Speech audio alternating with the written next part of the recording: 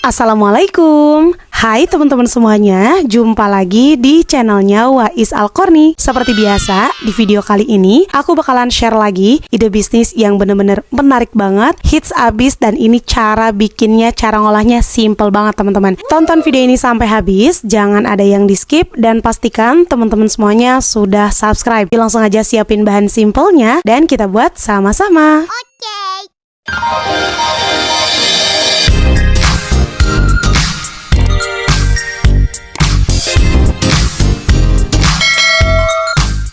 Oke teman-teman, pertama yang harus kita siapkan adalah jagung manis. Ini aku gunakan 1 kg, dapatnya 3. Untuk per picisnya atau per buahnya, kita bagi menjadi 2 bagian dulu, seperti ini. Kemudian kita bagi lagi jadi 2 bagian ya. Nah kayak gini, ini agak keras sedikit. Tapi kalau udah di tengah-tengah, ini gampang motongnya. Kebetulan jagung yang aku pakai ini terlalu besar ya teman-teman. Kalau bisa kalian cari yang lebih kecil aja, biar nanti bentukannya juga tidak terlalu besar seperti ini. Kalau sudah kita potong-potong, satu jagung dibagi jadi 8 bagian. Lanjut di sini aku lelehkan kurang lebih 125 gram margarin. Kalau sudah benar-benar mencair margarinnya, kita campur dengan minyak goreng. Ini nggak boleh di skip ya teman-teman, karena ini tuh yang bikin jagungnya jadi lebih gurih. Udah gitu dia nggak kering banget jagungnya, jadi tetap juicy. Kuncinya minyaknya campur margarin ya. Nanti jagungnya juga nggak akan gosong dan nggak akan bebeledugan. Di sini aku masaknya pakai Wokpan Idealife yang diameternya 28 cm. Jadi kapasitasnya juga cakep banget, cukup ya untuk ngegoreng banyak. Kalau sudah matang, melengkung kayak gini ya, kriwil-kriwil, bisa diangkat dan ditiriskan terlebih dahulu. Kemudian siapkan kontainer box seperti ini. Mau bentukannya lebih kecil atau lebih besar boleh banget. Ini untuk kita ngasih seasoning ya, atau ngasih bumbu sesuai selera. Pertama di sini aku pakai bumbu antaka yang rasanya jagung bakar. Kemudian aku mix sama yang rasa keju. Ini mereknya apa ya, bintang apa gitu ya. Kalau di sini sebutnya bumbu atom rasa keju. Kemudian ini tinggal ditabur aja sesuai selera banyaknya. Lanjut tinggal ditutup dan kita aduk-aduk sampai tercampur rata. Ini opsional ya teman-teman, bumbunya kalian bisa ganti. Kalau misalkan mau tambahin balado biar agak pedes, boleh banget.